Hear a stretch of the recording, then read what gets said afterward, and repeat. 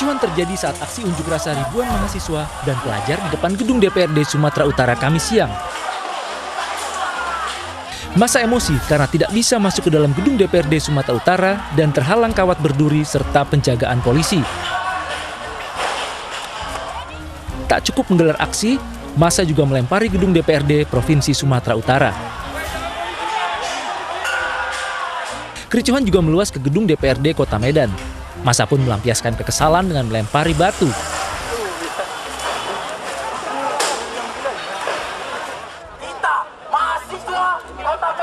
Ribuan mahasiswa dan pelajar ini berunjuk rasa untuk menyuarakan penolakan atas pengesahan Undang-Undang Cipta Kerja yang dinilai merugikan pekerja Indonesia atau buruh dan hanya mengutamakan kepentingan pengusaha. Massa juga menganggap di tengah pandemi COVID-19, banyak warga yang kesulitan dan mengalami PHK. Selain itu, massa juga memblokade ruas jalan Imam Bonjol yang membuat ruas jalan terpaksa ditutup. Dari Medan, Said Ilham, iNews melaporkan.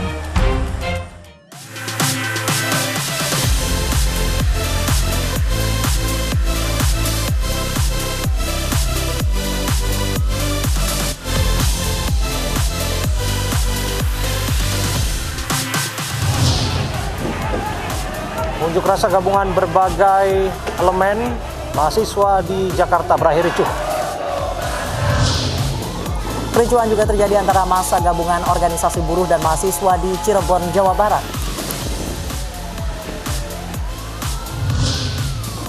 Di Medan, Sumatera Utara, kericuhan terjadi saat pengunjuk rasa melempari gedung DPRD dengan batu.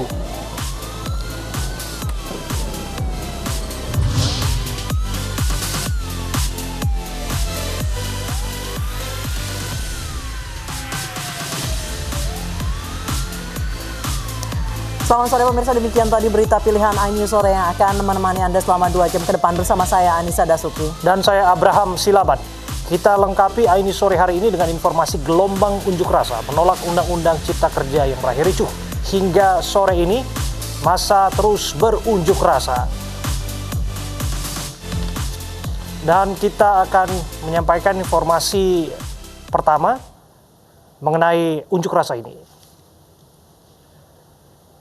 Dan pemirsa, keluarga pasien, kita ke informasi lainnya. Pemirsa, keluarga pasien menolak anggota keluarganya yang meninggal dalam perawatan didiagnosa COVID-19. Ya, keluarga menuding pihak rumah sakit memaksakan diagnosa terhadap anaknya yang mengidap penyakit ginjal sejak SMP. Bahwa yang memegang bukan senior. Pasangan suami istri Jadiawan Situmorang dan Helena Purba berdebat dengan Satgas COVID-19 Sumut di Rumah Sakit Ginjal Rasida, Medan Baru. Keluarga ini menolak diagnosa suspek COVID-19 terhadap anaknya, Hendrik Lambertus Situmorang. Hendrik yang berusia 24 tahun telah mengidap penyakit ginjal sejak SMP, yang menjadi pasien berkala Rumah Sakit Ginjal Rasida dalam 5 tahun terakhir untuk perawatan cuci darah.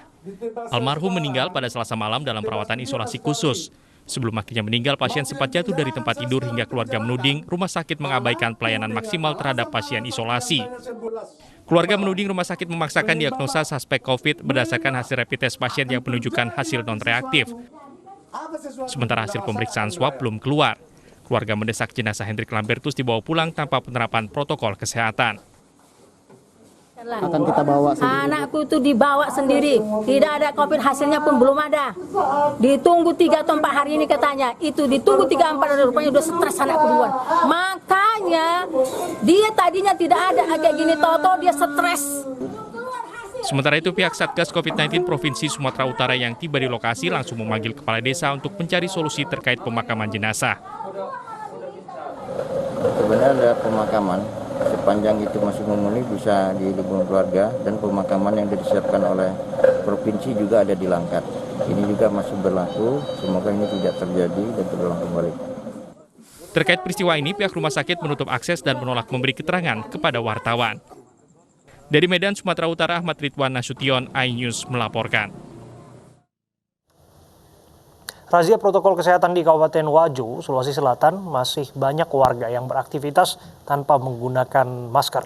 Warga yang terjaring razia sempat bersih tegang dengan petugas menolak diberi sanksi.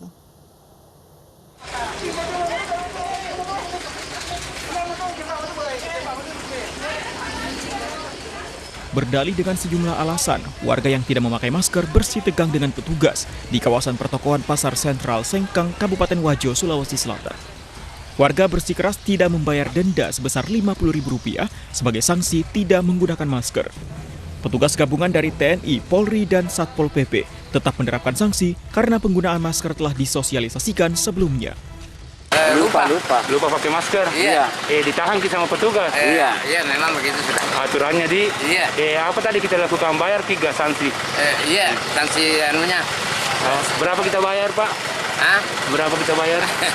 Enggak, saya tahu ada 50 di. Iya, 50. Enggak. Razia masker akan terus dilakukan petugas selama masa pandemi sesuai dengan Perda Nomor 87 Tahun 2020 terkait protokol kesehatan untuk mencegah penyebaran COVID-19. Dari Kabupaten Wajo, Sulawesi Selatan, Abnar Sengkang, iNews melaporkan. 139 kasus baru COVID-19 di Depok, Jawa Barat. Dari 1.479 orang masih dirawat di rumah sakit maupun isolasi mandiri di rumah. Kota Depok masih menjadi wilayah laporan kasus positif COVID-19 tertinggi di wilayah Bodetabek.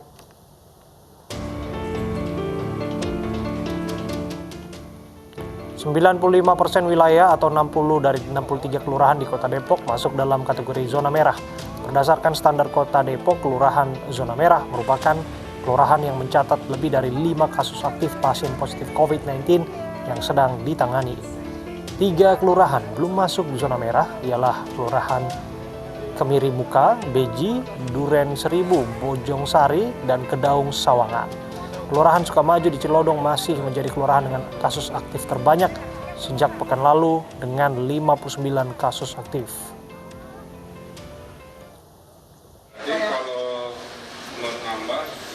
Gubernur Jawa Barat Ridwan Kamil akui lambannya swab test yang dilakukan oleh pemerintah daerah. Hal ini karena terbatasnya alat polimerase chain reaction atau PCR seperti halnya yang terjadi di RSUD Cibinong, Jawa Barat.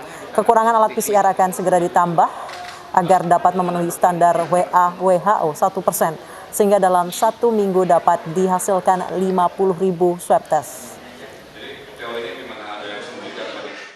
Dengan peralatan yang akan kita lengkapi, jadi salah satunya kekurangan reagen kita insya Allah akan bantu besok lusa, karena sampel sudah diambil tapi hasil belum diproses kira-kira. Nah itu menjadi kendala dalam pengelolaan data, mana yang harus dirawat dan mana yang harus karantina diri. Ya, target 500.000. Pada dasarnya kalau ditanya Pak, atau PCR gratis semua yang dites oleh negara. Beralih ke informasi kriminal, pemirsa, 2 pencuri sadis yang tidak segan menganiaya korbannya ditangkap saat sedang bersantai di Tegal Alur, Jakarta Barat. Seorang pelaku ditembak karena kabur.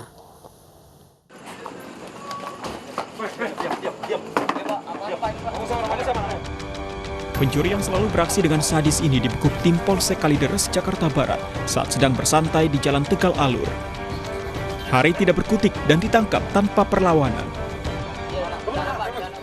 Sananya mana? Di sana, di warnet, Pak. Di warnet, Pak. Tahu kan tempatnya kan? Tahu kan? Tunjukin. Kamu tahu tempatnya? Iya, Pak. Tunjukin ya. Iya, lumayan, Pak. Ya udah, tunjukin ya. Yang bener ya. Kooperatif kamu. Kamu kooperatif ya? Iya, Pak. Dari informasi pelaku, polisi memburu kawanannya.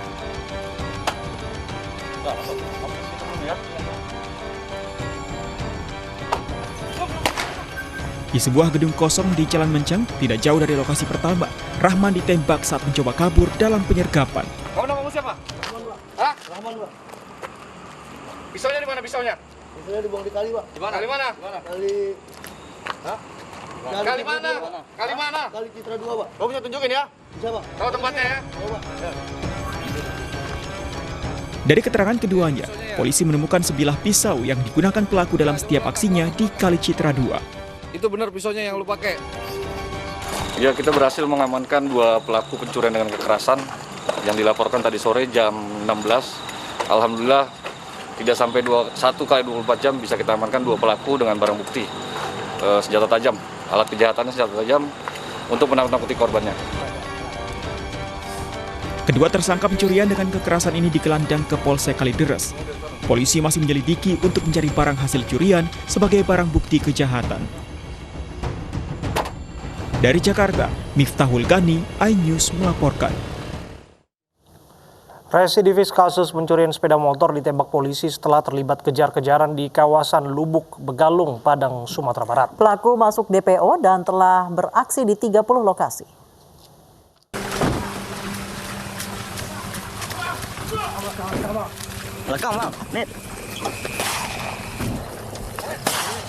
Codoi dilumpuhkan tim elang Satreskrim Polresta Padang dengan tembakan di kaki kirinya setelah berusaha kabur saat akan ditangkap.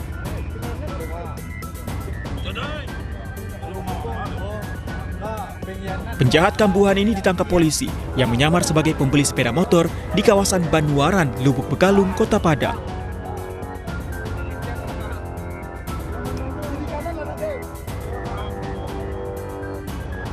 Pelaku merupakan target polisi yang masuk dalam DPO karena meresahkan warga Kota Padang dengan aksi pencurian sepeda motor di 30 lokasi. Usai mendapat perawatan medis, residivis yang sering keluar masuk penjara ini dibawa petugas ke Mapolresta Padang guna diproses hukum.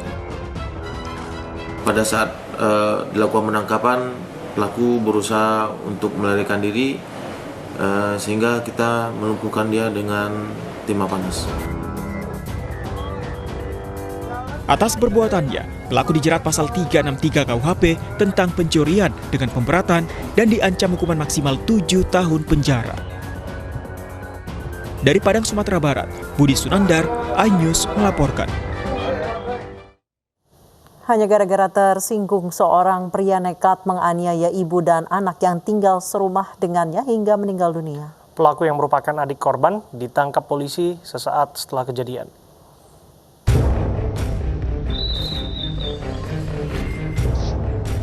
Satu persatu jenazah korban yang merupakan ibu dan anak ini dibawa ke Rumah Sakit Bayangkara Polda Sumbar untuk diotopsi setelah sebelumnya dirawat di Rumah Sakit Tentara Rekso di Wiryo Ganting. Yeni, 45 tahun, bersama anaknya Ekil Ardientika, 14 tahun, meninggal dunia dengan luka di bagian perut akibat ditusuk dengan sebilah gunting oleh Robi Irawan, adik iparnya. Robi ditangkap polisi di lokasi kejadian dan sempat mendapat perawatan medis karena melawan saat ditangkap. Diduga, pembunuhan tersebut dipicu akibat cekcok antara Robi dengan Yeni yang tinggal serumah. Dari TKP, polisi mengamankan sebilah gunting yang digunakan pelaku menusuk korban. Jadi mereka satu rumah, kemudian ada ketersinggungan antara mereka ini. Akhirnya ribut-ribut. Motifnya apa, Nan? Motifnya ini lagi kita dalamin antara mereka ini. Akibat perbuatannya, Robi dijerat dengan pasal 338 KUHP tentang penganiayaan yang mengakibatkan kematian dengan ancaman hukuman 15 tahun penjara. Dari Padang, Sumatera Barat, Budi Sunandar, iNews melaporkan. 5 ekor penyu yang masih hidup diselamatkan polisi dari tempat pengolahan daging penyu ilegal di Mamuju, Sulawesi Barat. Petugas juga menyita 200 kg daging penyu kering yang siap dipasarkan.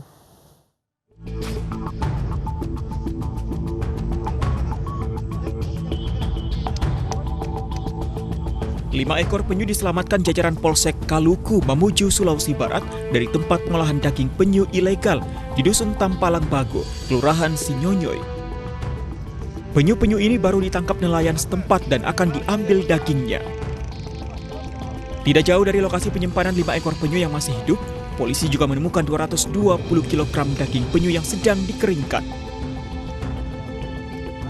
Rencananya, daging penyu ini akan segera dipasarkan.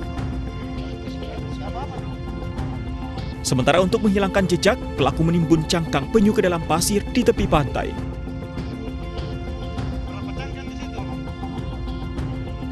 Saat ini polisi tengah memburu nelayan penangkap hewan yang dilindungi ini. Berawal dari informasi masyarakat terkait adanya aktivitas nelayan di salah satu dusun di sini, di wilayah kami, yang melakukan penangkapan penyu. Sehingga kami turun, kami datangi TKP. Di TKP kami bisa amankan ada 5 ekor penyu yang masih hidup.